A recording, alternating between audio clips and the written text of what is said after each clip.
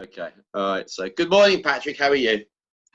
Yes, doing fine. I'm still trying to figure out which colours to paint my walls at the moment, just to get a bit of variety at this point in time. Well, yeah, strange times, obviously. Yeah. Before we start, and you tell me a bit about yourself, I'd like to wish a happy 100th birthday to Captain Tom Moore, who at the moment is the open inspiration globally to a lot of people around the world, but also for what he's raised in £30 million for the NHS. So I hope you agree with me, but supporting motivation and inspiration is really part of what we do. And Yeah. for a person like Captain Tom Moore to go outside and just keep going every single day to raise that kind of money, but not, thinking it's £1,000, but it turns into £30 million. And, it's such an inspiration to me and obviously to lots of people. So, on behalf of wheelchair basketballers from around the world unite and Birmingham Wheelchair Basketball, I'd like to wish happy 100th birthday to Captain Tom Moore. Yeah, I completely back up what you've said. And from Dance UK and our dancers around the UK, we'd also like to wish him a very happy birthday.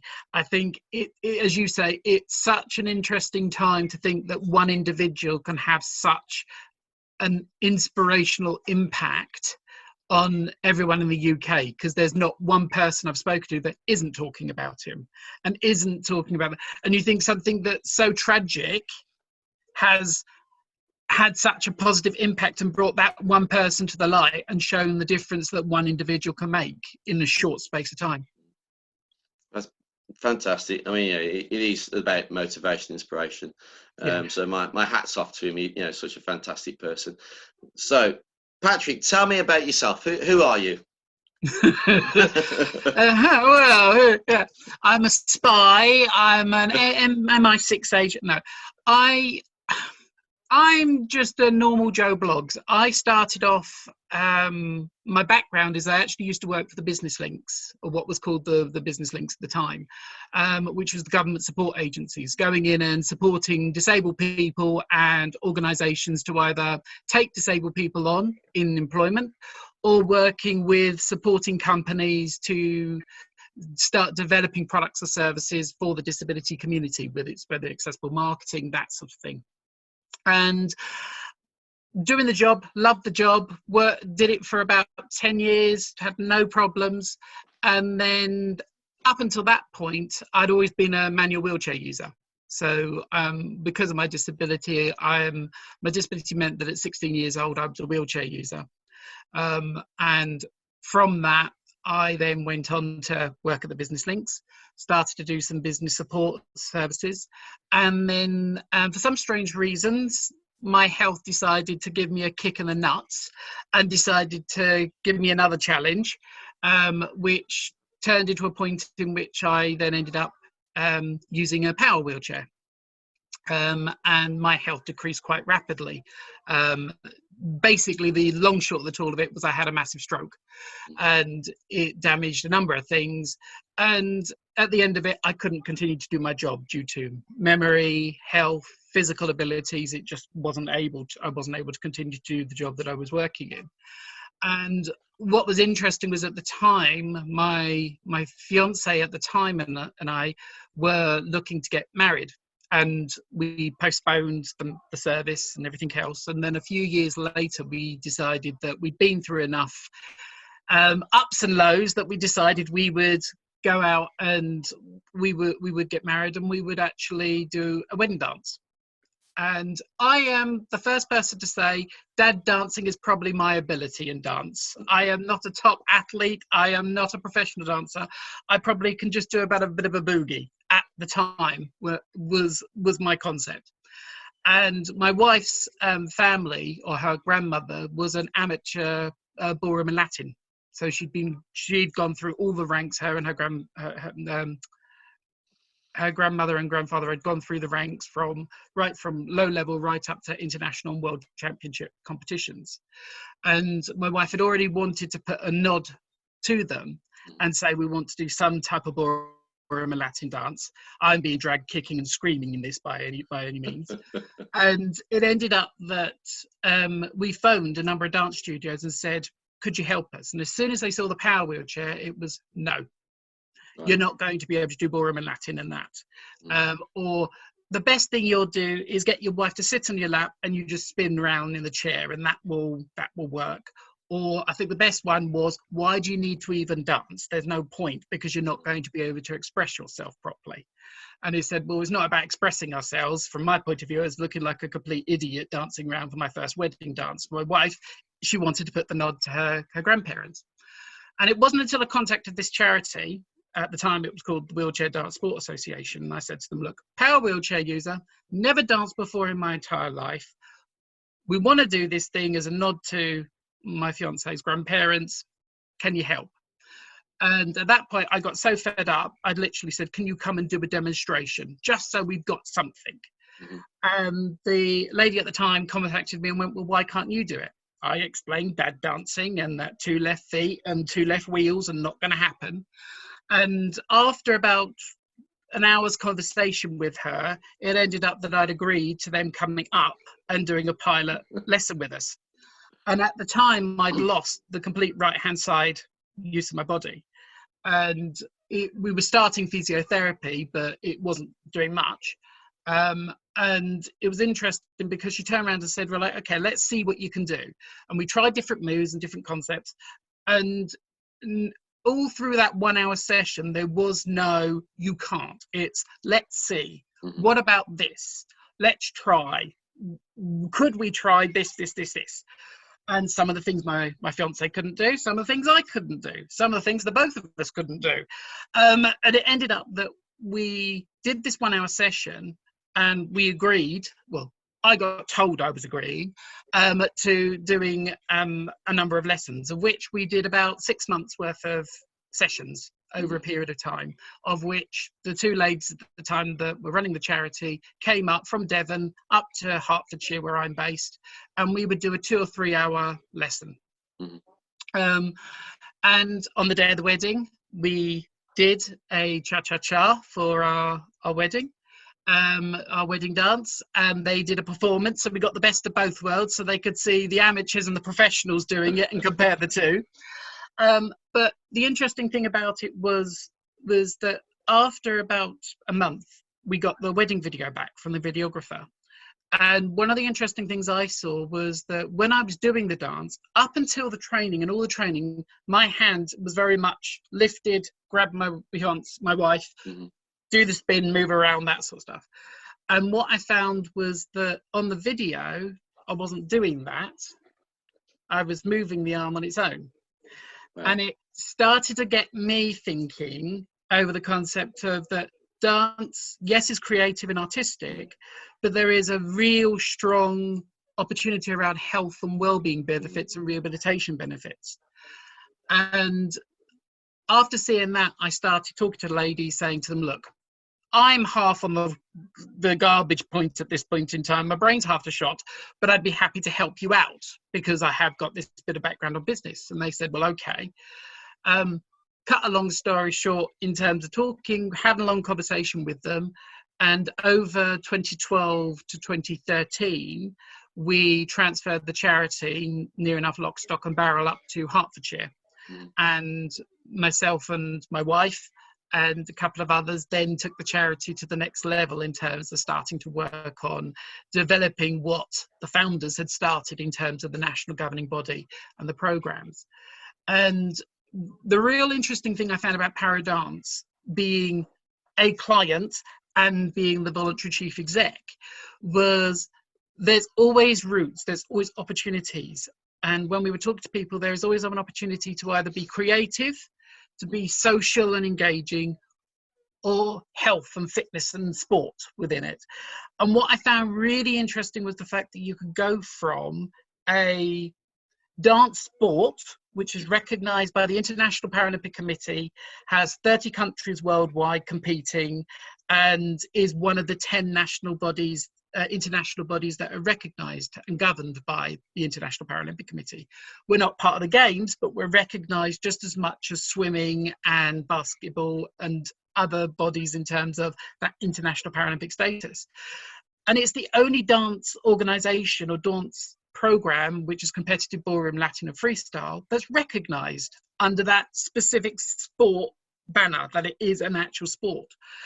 And you go from having individuals that I've worked with that are competing for Team GB, and just as much as you would do for basketball or anyone else, they practice each week, to then going to speaking to a young girl who was 16 years old, who had multiple complex disabilities and was told she was never going to be able to do anything because she was a power wheelchair user. The majority of what she could do was move her head and make noise, was predominantly it. And she, in 2017, competed for the first time in our national championships. Yeah. And then the year later, then went and performed at the Royal Albert Hall as part of the KFA fitness event program.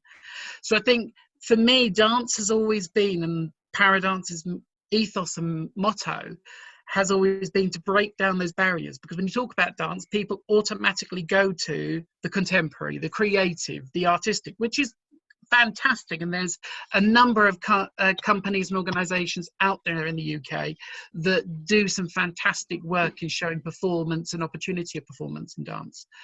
But we also have to take just as much credit for the social and the engagement side of it, and the sports and competitive, but also the vast genres that are there. I've seen an amputee doing belly dance.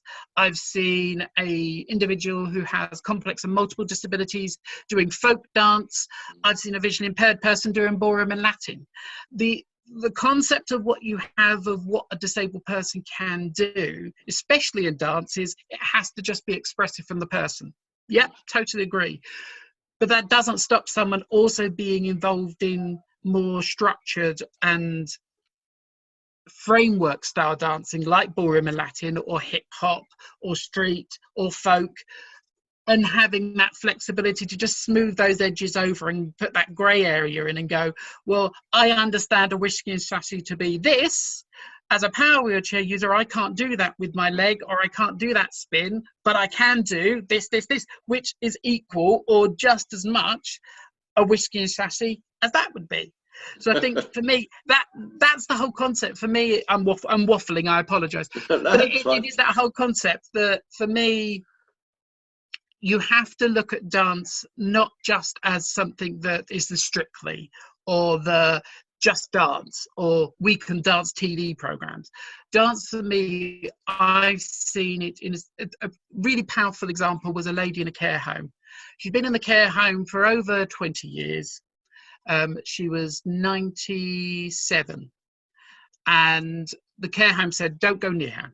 She's in the late stages of Alzheimer's and is very violent, spits at you, argues with you. And one of our instructors went in and worked at the home for about 6 months, and gradually started to see that this lady was gradually starting to walk towards or coming near the floor or the space where they were doing the sessions. And they figured out that 1940s Dame Vera Lynn type of music was starting to interest her. So they thought, well, okay, we'll do a bit more of that and see what happens. And over a year, what they actually found out was that this particular lady had been a choreographer during the war. Yeah. And she taught all of these different styles of dances. She'd gone to Berlin. She'd been in the middle of bombings. She'd been at the front line of different things just to entertain the troops and that sort of thing. But because she had no family, and because she was then, for all intents and purposes, dumped in a care home, no one thought to engage her. And because of the Alzheimer's, it had then deteriorated because she wasn't using her brain, she wasn't keeping active, she wasn't being engaged. And up until last week, just until March, she was running a regular, she'd taken over the dance class in the care home and was running an hourly session for the rest of the residents. And by God, she was making, you will do this, you will do it. And it's like, that's the sort of thing you want to see. You want to see people actually going and having passion for something, enjoying what they do, but also having that laugh and a joke to be able to say, I have a choice. I have a choice to be able, and this is why the slogan for the charity has been, everyone can dance. They may not want to, And like me, they may do dad dancing and they may not be very professional and good at it.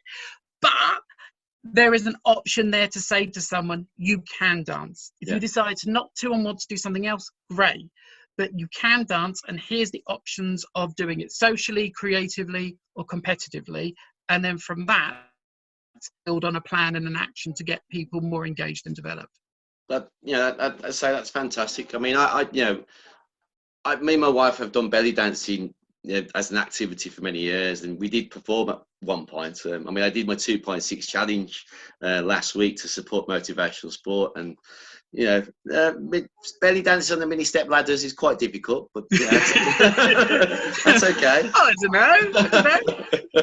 know. But you're right. I mean, thinking about my club and Birmingham Wheelchair Basketball, we've done Proud Mary to Glee, and they did that in Glow in the Dark, and a lot of them were like, "Are we doing this?" I went, "Yes, we are." But I can't dance. And he said, "But yeah, it's about creativity. It's about having a go at something that probably you're a bit uncomfortable with. But do you know what? It's about trying and having and enjoying it." And by the end of what we did with Proud Mary and basketball and everything else, they absolutely loved the evening, and hopefully that infused them to go on and do more. And we spoke to a young lady from Freewheeling. Yes. Which she's doing a lot of work around the West Midlands, etc., supporting dance, para dance, etc., which is amazing. And you're absolutely right that it's having the ability to say, I'm going to have a go at it and forget what everybody else thinks. It's about just taking part and enjoying it. Well, yeah, when we started, when I joined the charity back in 2013, we had 8 instructors and 4 groups around the UK. At the last count, just before COVID hit, we had just over 100 affiliated and qualified instructors, and we had 39 publicly active groups. If you then include the care homes and the residential centres above that, you've then got 100 plus groups active in and around from different activities. And like the lady you talked about from Freewheeling, who are our Birmingham group, exactly the same. The Helen Mason, who's the teacher of the instructor of that particular group, came to us and said, "There's nothing in Birmingham I can see around being inclusive dance. I'd love to be able to do it. How do we work together?" And we worked with her, and she went in our training, and we supported her to then start up the Freewheeling. And from that, she's gone from strength to strength. And we've had groups like Helen's who have gone on to do performances, right through to a group in Manchester where a couple of their members are competing and have competed for our Team GB internationally. So, and I think that for me is the key element is dance. Even I had it. Everyone, as you say, everyone looks at dance and goes, "I'm not going to fluff around like a butterfly. I'm not going to roll around as well." I'm not looking like a complete idiot. But some of the time it is just about getting people to have that fun and getting them to see the possibilities, like the Proud Mary, and seeing, actually, I don't look like a complete idiot doing this. I may feel it, but I don't look like it. To getting people to then change that to some people's views where that's the only thing they have. That's the only thing that they can grab onto each week to keep them active, to keep them engaged. And whether it's dance or whether it's other sports, I think the key thing for me is, especially in this time around COVID, there is, I don't know about yourselves, we've seen near enough all of our groups closed. We've had a number of members contacting the national body going, "I want to keep active, I want to keep engaged, but the online activity isn't suitable because it's based around someone either being completely able-bodied, or the best thing I've always been told is, well, I do seated dance. Doesn't that count to be inclusive?" Yeah, no, because I think the best one I ever had a couple of years ago, I went to a class, and I'm the archetypical disabled person that will go in just to stir the pot and see what will happen. And I went into this class because this lady had said she was fully inclusive, could take any disability of any type. So I thought, right, let's see if you could take me. And I went in, and literally in her first 5 seconds of starting the class, she stood up and she went, "Right, everyone take 5 steps to the right." And I went, I can't do that. What do you want me to do? And she turned around and went, well, do what you improvise and do what you like. So she's doing this dance class and she just keeps saying 5 steps to the right, 5 steps to the left, move back, move forward. And at one point, I am mean. I switched off the power on my chair and went, I can't move. What do you want me to do? And she just turned around to me and went, well, you just stay there and just move yourself from side to side, and I'll deal with you later. Was her actual statement to me. Right. And I think for me, that's when I really started to understand that there is understanding inclusivity, understanding equality, and understanding equity. And I think the thing for me is that we always say dance is and the government even uses it, dance is a fantastic tool to engage and open and remove barriers and bring people together. It is when you actually start with the ability of the people you're working with in the room, and you start talking about what they want and how they can move, rather than the whole concept, what we talk a lot of time about, which is, right, this is the move, or this is the sport, this is what you have to do, you have to follow that. At that point, you've lost me, or you've lost all the other communities. Because if you're telling me that I have to lift my arms up and I'm going to you, that is painful, I can't do that, then you're never going to get the communities back in. You're never going to get the people active, because the first thing they're going to think of was, that was a whole load of rubbish and painful, I'm not doing it anymore.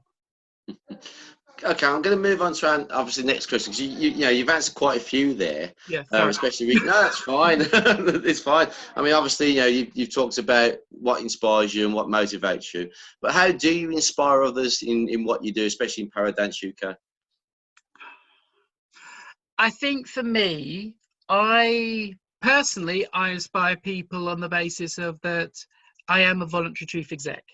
Most of the people I go into meetings with in strategy, business, or are paid CEOs, and I'm the one that's sitting there going, actually, no, I'm not paid. So I'm in this for the development and the delivery of my community. And I can say that wholeheartedly, because the charity has adapted to me and my own needs and abilities, that I can't take a full-time job. My health won't allow it. But the charity believed in me enough to say, yes, we want you to continue to be a voluntary CEO. So I think that's the trust that the trustees have and the community has in me to be able to do that role and continue to be in that role.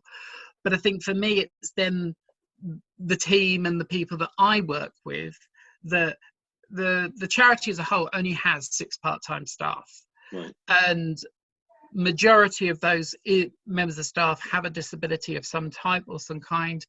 And it's quite interesting that people come back to you and go, well, you're a national governing body, you must get thousands of pounds and you must be able to sit there as a big chief exec and go, yes, we're all doing wonderful. And 9 out of 10 times I'm pulling my hair out, as I would say as you are, but I'm nearly there. I'm there.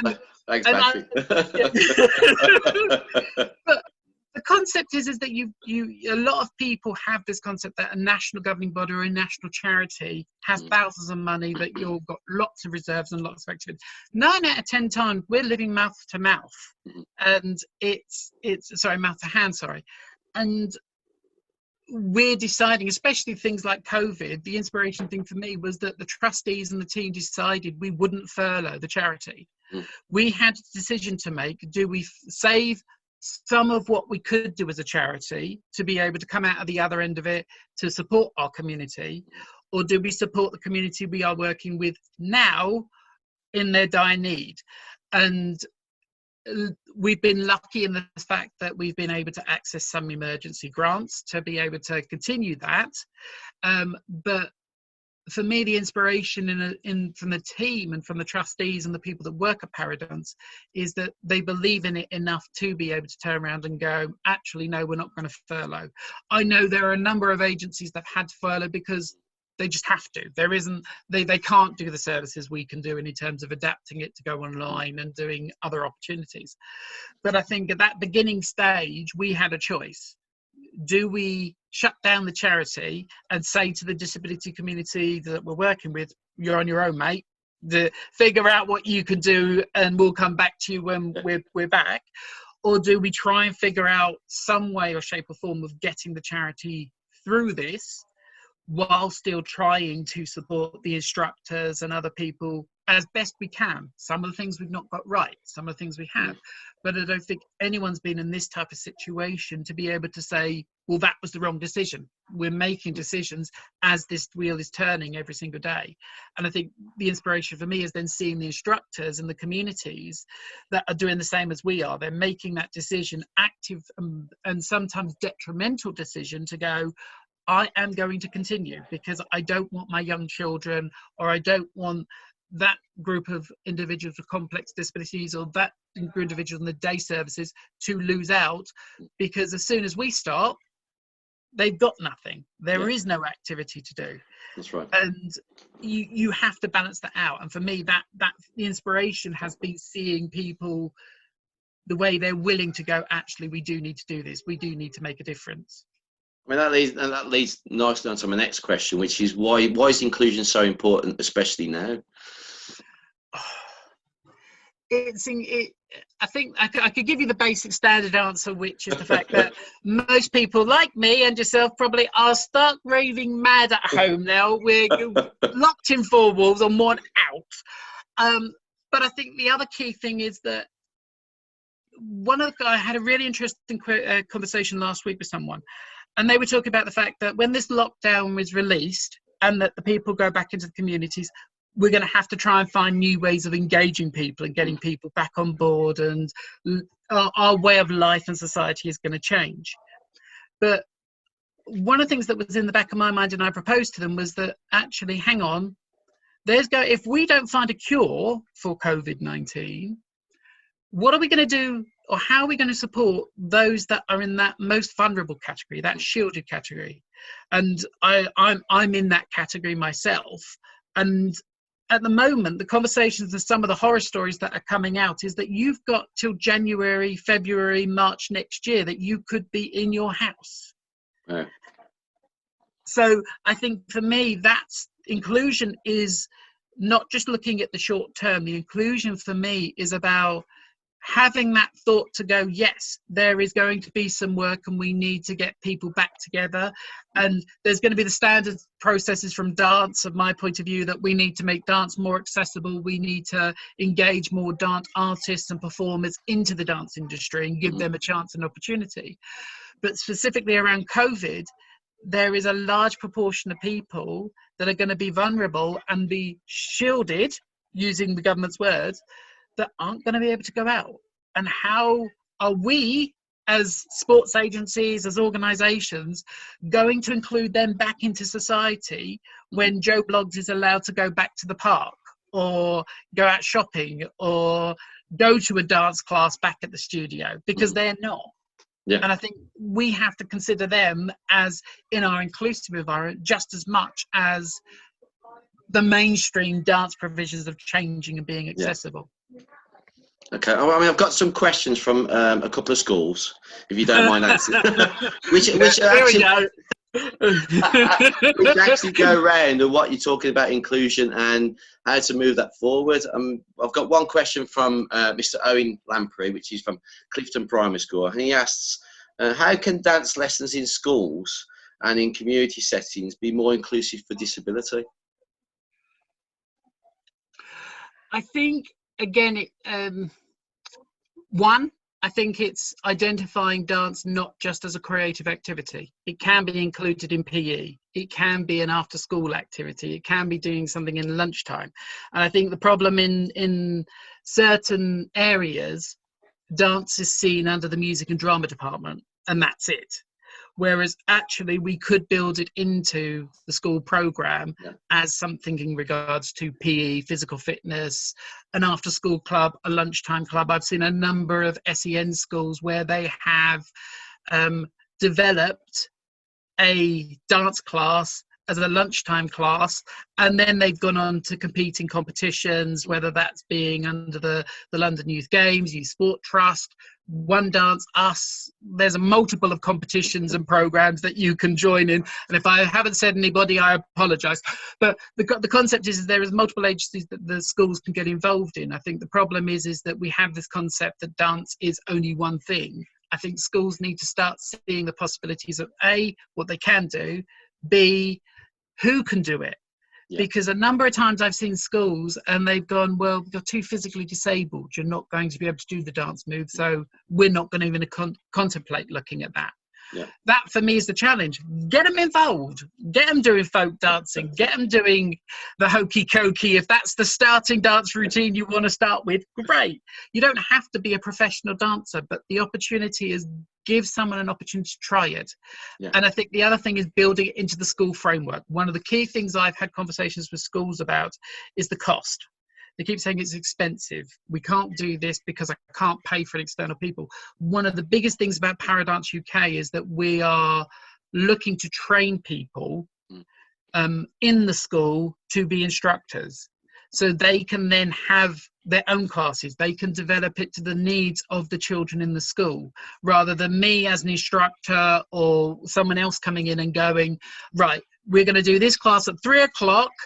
And we're going to be doing a hip hop routine. Well, Joey may be having his medication at 3 o'clock, or Susan may be too tired and can't, because of her disability, can't do that. Whereas if you train somebody and that teacher understands the kids and understands the community, they're able to deliver it better and build it into the school program. Yeah, I mean, I do get it, because, you know, I've worked in disability sport for over 10 years now, and, you know, my main sport is wheelchair basketball, but being in that kind of environment as well, you get to see like how some schools work, how, you know, how colleges work, etc. And it's interesting to see it. Sometimes it relies on a certain person to do all the work, because without them, it can't be done, which I find is kind of like, well, why can't you train so many more people to do that then? You know, which is, you know, a conundrum that's still going round and round for some reason. I mean, on one occasion when I worked with the Children's Hospital to put a session on for them during their annual festival, and the laughing point is that we always seem to meet the same people, and the question was, you're getting old, aren't you? I said, well, I've been doing it for so many years. But you're still here, so you know, it does make me laugh. I got another question for you from a school games organizer, Mr. Robin Simpson, and he says, how can we make dance festivals as competitions more inclusive across the school age range? I think the first simple answer to that is actually offer it. The amount of times that I've seen festivals and competitions being run, and I've gone, where's the disability element? And they've gone, well, it's included. And 9 out of 10 times what you find is, as you say, it's the same people. It's the same group of standard individuals that are coming to the same competitions, because the festival competitions and the programs aren't going to the communities and showing them they can take part. One of the key elements I found with another section of competitions that we've been involved in, and sadly we were supposed to be doing the Dance Games in June this year. Again, COVID, thanks very much.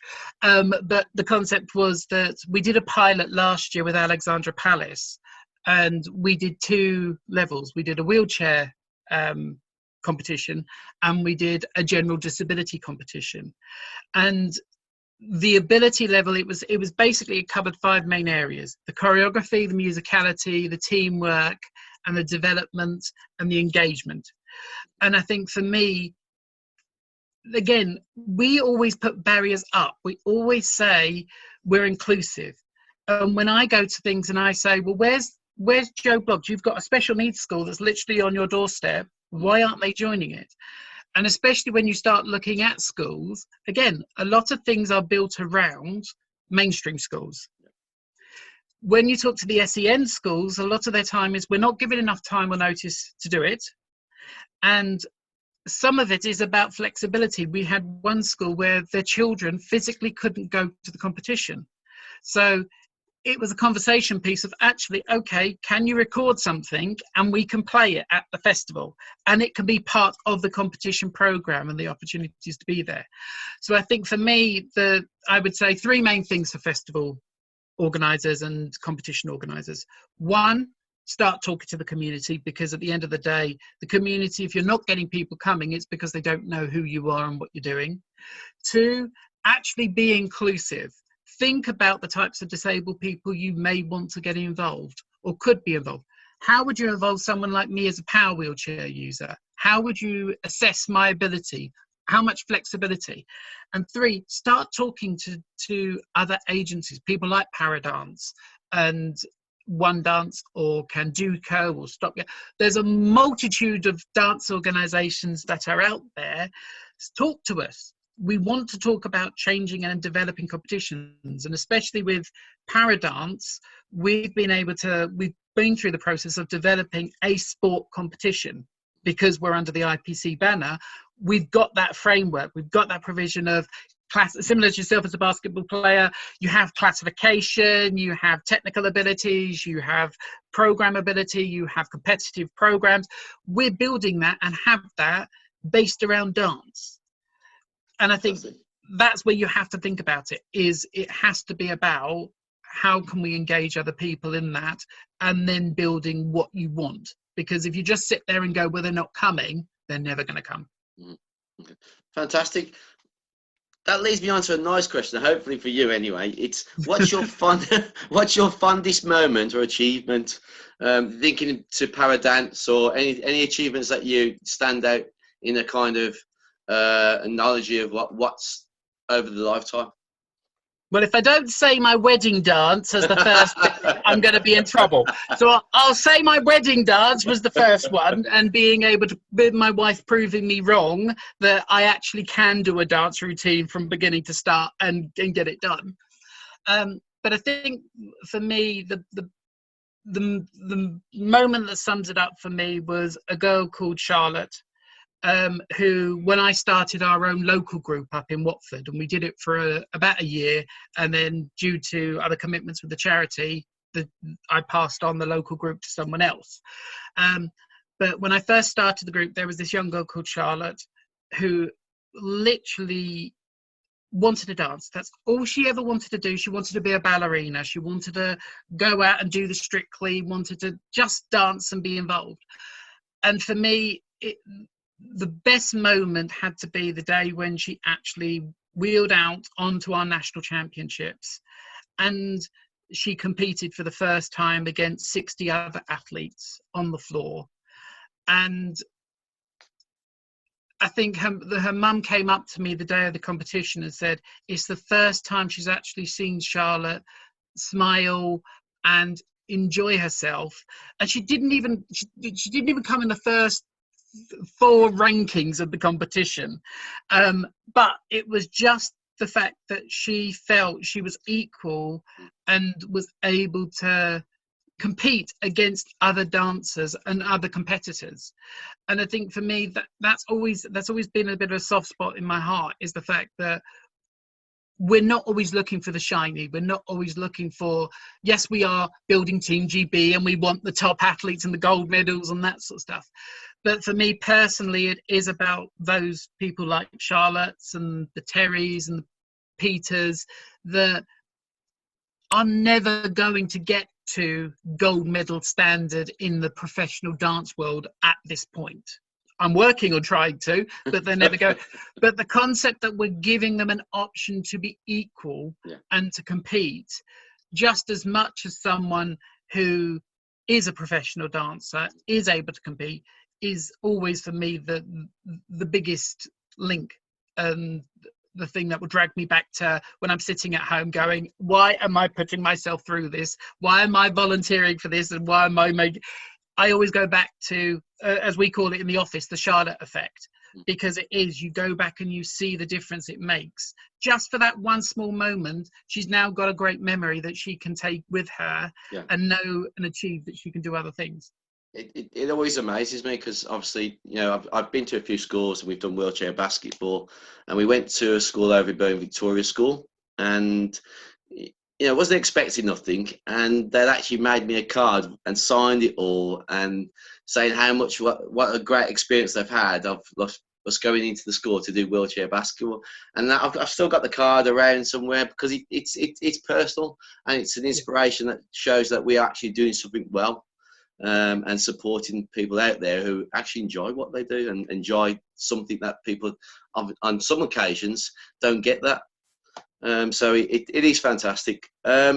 Regarding these challenging times, and thinking about the NHS and the amazing job they're doing, the key workers, and people at home who are struggling and got anxiety, stress, going bonkers, as you put it, and mad around the four walls, etc. What would your message be to those people now? I think my message is keep going with it. Keep looking at options. Keep looking at how you can keep active, how you can keep engaged, because at some point there is going to be a light at the end of the tunnel through this. I think I've always had people turn around to me as a disabled person, especially during this time, and go, well, you just have to keep going, because it will get better. It will, but we don't know when. And I think for me, that's the key message, is actually just take day by day. Keep going with what you can do. If you can keep active, you can keep engaged. If you can keep going, do. Because the minute you start to stop, and the minute you start to sit there and go, actually, I'm now trapped. I'm not doing this. I'm not doing that. I can't do this. I can't do that. You're going down a road that's not going to lead to a good place. And I think for me, that's the real key point, is to be able to say, keep going, keep active, take it day by day. And if you need to, turn on the radio, turn on the TV, blast out music, annoy the neighbours, and just dance it out for 15 seconds if you can. The amount of people that I've heard who say music is therapeutic to them.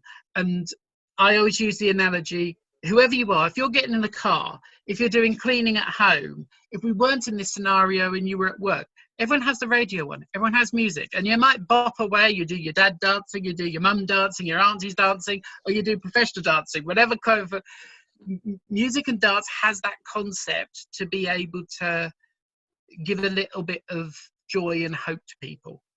And I would say, use that. If you are feeling down, or you are feeling at this point that you are trapped, put on the radio, put it on full whack, play the best tune that you love, and dance it out for that period of time.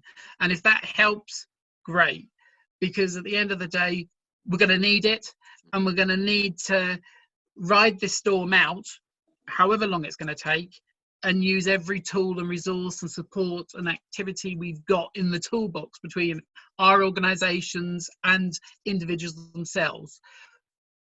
But it will end. It will end at some point, but we just have to keep going. And finally, my last question is, if you could think of a quote that sums up motivation and inspiration during these challenging times, what would it be and why?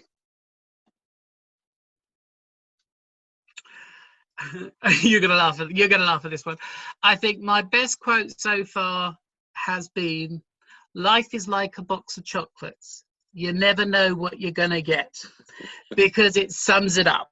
We can plan life. I had my life planned out, that I would be a manual wheelchair user, I would be this business person, I would go and do X, Y, and Z. I never in a million years thought I'd be voluntary chief exec of a dance charity and trying to get people to do a rumba, folk dance, hip hop routines. It just not concept. And I think for me that sums it up.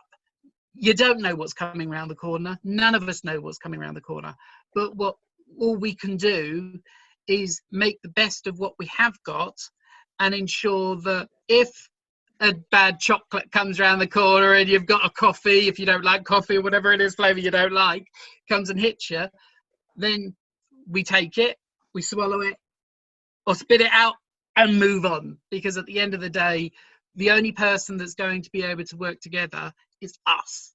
And if we work together to ensure that we can continue on and we can move forward, that's the best we can do.